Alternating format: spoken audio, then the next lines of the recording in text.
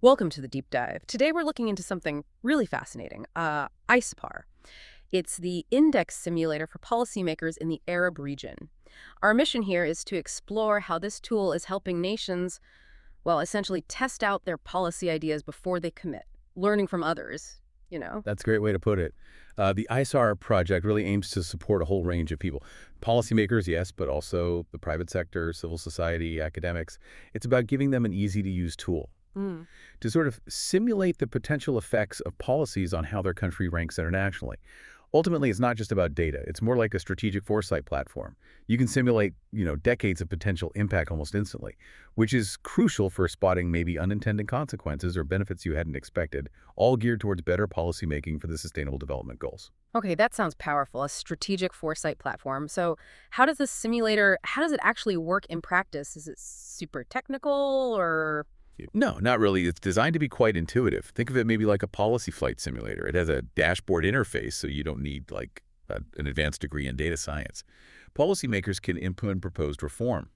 Maybe it's a tax incentive, maybe something about education funding, or even policies on gender equality. Mhm. And ISPAR uses, well, sophisticated modeling based on lots of data and economic theory Right. to predict how that policy might affect different national indicators over time.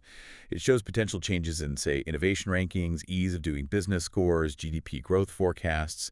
It really helps with scenario planning before you actually implement anything. And it covers a lot of ground: economic integration, business environment quality, tech, gender, quite broad. Wow, that's a huge scope. So it's not just looking inwards, it's benchmarking against the rest of the world too. But I mean, how accurate can something like this really be?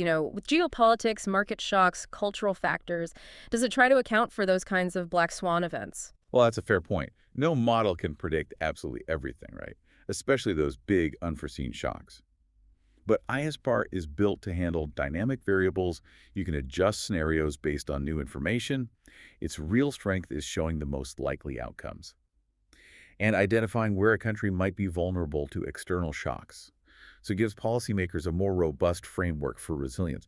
Plus, you mentioned benchmarking. Stakeholders can compare their plans against what's happening in over 140 other countries. 140. Okay. Yeah, using well-known rankings like the World Bank's Doing Business, Global Innovation Index, metrics on gender equality, competitiveness.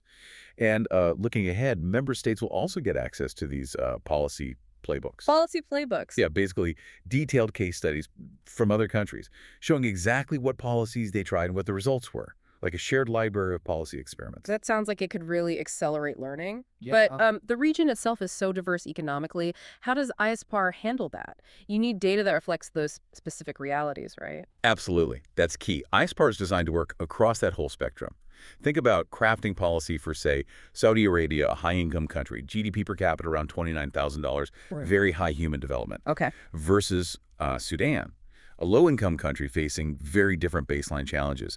GDP per capita maybe around $670 back in 2019, lower HDI, Big difference. huge difference.